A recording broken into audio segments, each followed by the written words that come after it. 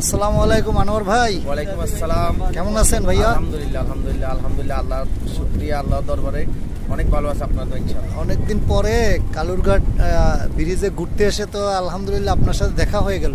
জি, আমি আলহামদুলিল্লাহ অনেক খুশি আপনার দেখা হওয়ার কারণে। তো দেখা তো হলো, আজকে তো আমি কালুরঘাটে এসে অন্যরকম একটা পরিস্থিতি দেখতে পাচ্ছি।